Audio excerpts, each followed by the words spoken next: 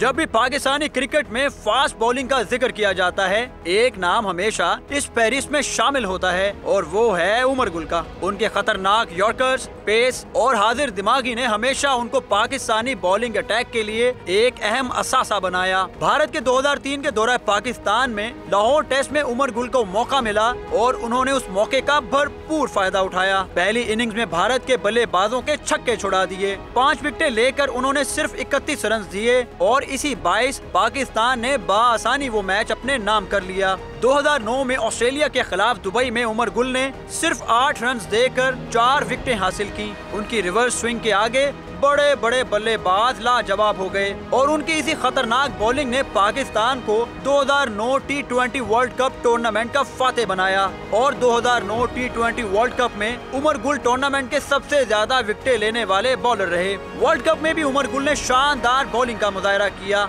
मगर 2011 से इंजरीज के बायस उनको काफी मैचेस से ड्रॉप किया गया, जिसके बाद वो बहुत कम मैचेस में परफॉर्म करते नजर आए। 2020 में उमर गुल ने तीनों फॉर्मेट से रिटायरमेंट का ऐलान किया और कोचिंग की तरफ पाकिस्तानी क्रिकेट टीम के साथ एक नए सफर का आगाज किया। उमर गुल की शानदार बॉलिंग हमें हमेशा याद रहेगी। क्रिकेट वर्ल्ड कप 2024 का एक मैच बाकी है और पाकिस्तान इस वर्ल्ड कप के दूसरे मरहले में भी नहीं पहुंच पाया। इस एक बरस में गुज़िश्ता अगर हम अगस्त से देखते हैं आज तक, जो कि जून अपने अख्ताम की तरफ है, पाकिस्तान ने 3 बड़े टूर्नामेंट्स खेले हैं, एशिया कप, 50 ओवर्स का वर्ल्ड कप और अब T20 वर्ल्ड कप। तो पाकिस्तान की इन तीनों टूर्नामेंट्स में बड़ी ख़राब कारकर्दगी रही सवेरा और अमूमी तौर पर अब लोग ये शायद बात कर रहे हैं कि शायद पाकिस्तान की क्रिकेट बहुत ही ख़राब सूरत हाल से दो चार है और पाकिस्तान की क्रिकेट शायद वापस अपनी उस सतह पर आ भी नहीं सकती है।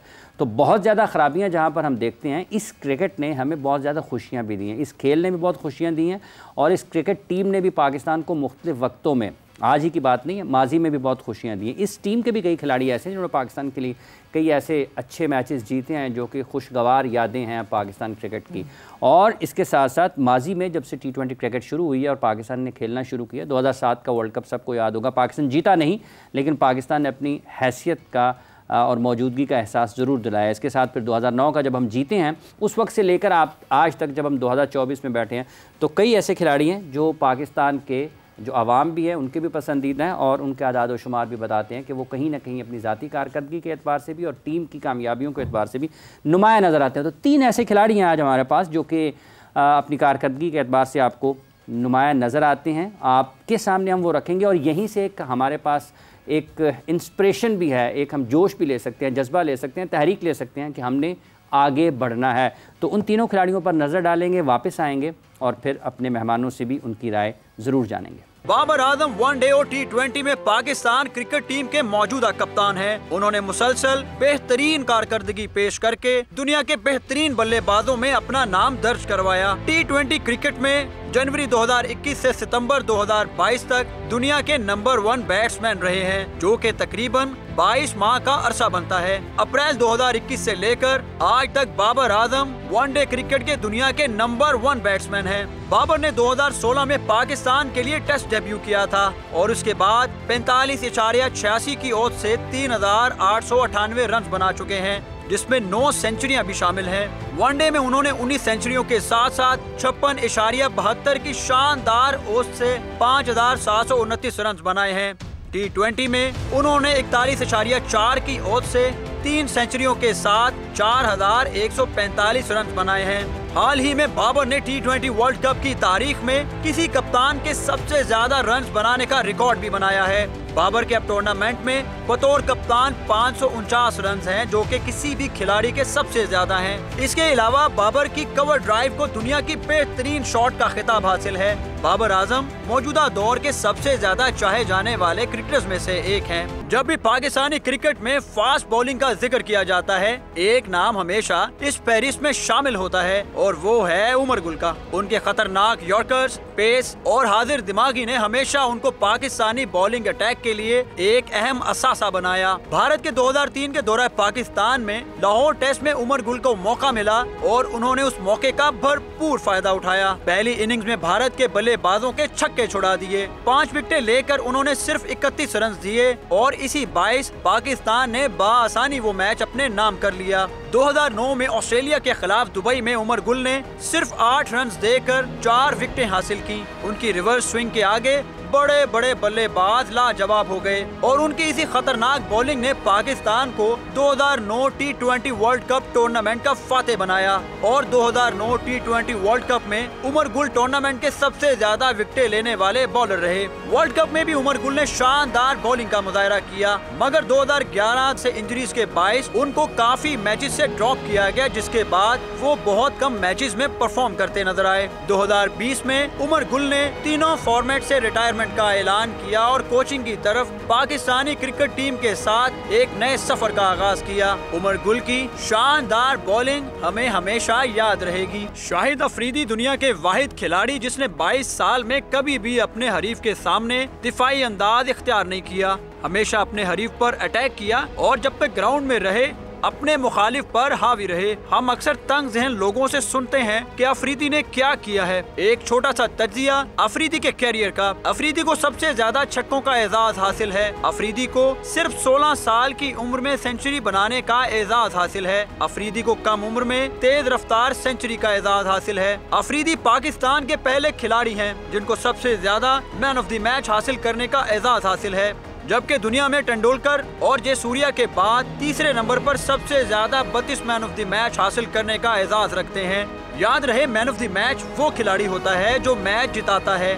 इस हिसाब से अफरीदी ने पाकिस्तान को सबसे ज्यादा मैच जितवाए हैं। अफरीदी दुनिया का पहला T20 प्लेयर है जिसने सबसे ज्यादा मैन ऑफ द मैच का एजाज हासिल किया। दुनिया का पहला ऑलराउंडर जिसने 8000 रन बनाने के साथ साथ 350 से ज्यादा विकेट्स भी हासिल की। अफरीदी वो खिलाड़ी है जिसने टेस्ट मैच के एक ओवर में 4 मुसलसल छक्के लगाए हैं। अफरीदी वो खिलाड़ी है जिसने कई बार एक इनिंग में 50 से ज्यादा रन बनाने के साथ साथ 5 से ज्यादा खिलाड़ियों को भी आउट किया। अफरीदी वो प्लेयर है जिसने वेस्ट इंडीज के खिलाफ 75 रन और 7 विकेट हासिल किए, जो कि एक एजाज है। अगर तेज तरीन सेंचुरी की टॉप 15 की लिस्ट आप देखें तो आपको अफरीदी का नाम 3 बार नजर आएगा, नंबर 3, नंबर 6 और नंबर 14 पर। जबकि आप अगर तेज तरीन 50 की टॉप 10 लिस्ट देखें तो आपको यहाँ भी अफरीदी का नाम 3 बार नजर आएगा। अफरीदी अपने पहले टेस्ट मैच में 5 विकेटें लेने वाला बॉलर। अफरीदी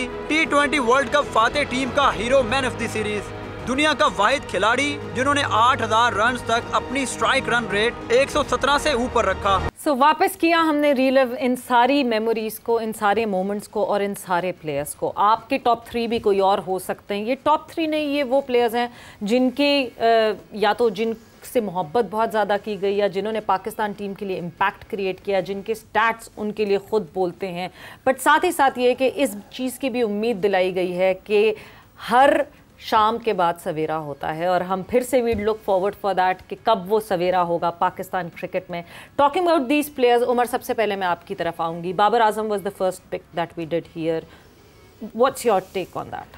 देखिए, जनरेशन के बेस्ट प्लेयर हैं इस टाइम, क्योंकि हम क्रिकेट को अगर हम सेगमेंट में तोड़ते हैं तो जनरेशन्स के बारे में बात की, इमरान खान की बात की जाती है, उससे पहले बहुत से ऐसे नाम हैं इनके जिक्र किया जाता है। इस जनरेशन की जब हम बात करते हैं तो Babar Azam is the main stand alone एक पिलर है इस क्रिकेट का, जिसने बेसिकली फैंस को इंस्पायर किया है, छोटे बच्चों को इंस्पायर किया। ऑलमोस्ट जो आपने पॉपुलर का वर्ड भी यूज़ किया है, he is very much popular in this generation. उसकी वजह क्या है? उसकी वजह है कि काफ़ी कंसिस्टेंट है बाबर आजम, जब the way he run score runs.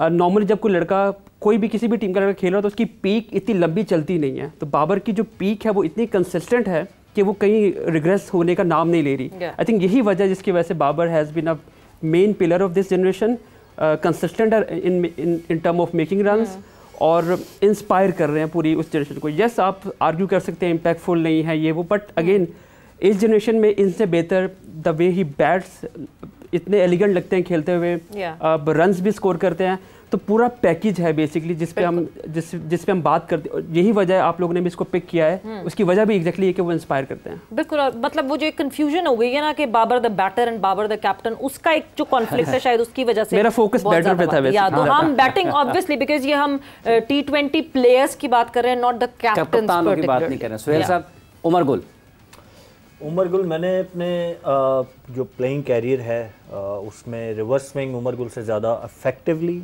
Control के साथ करते हुए दुनिया भर की मैं बात कर रहा हूँ, मैंने किसी को नहीं देखा।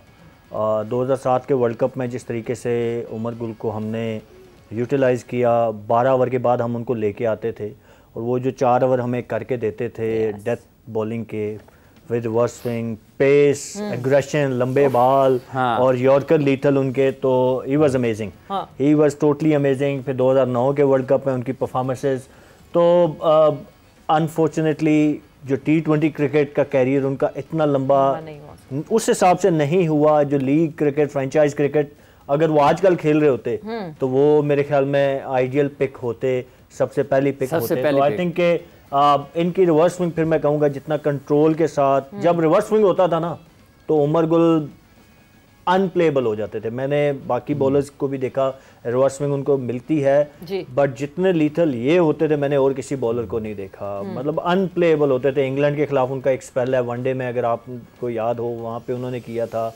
न्यूजीलैंड के खिलाफ 2009 के वर्ल्ड कप में उनका जो स्पेल है, अनबिलीवेबल कंट्रोल आ जाता था उनके पास जब रिवर्स स्विंग हो रहा था। तो आई थिंक मैंने अपने एरा में इनसे अच्छा रिवर्स स्विंग करते हुए किसी को नहीं देखा।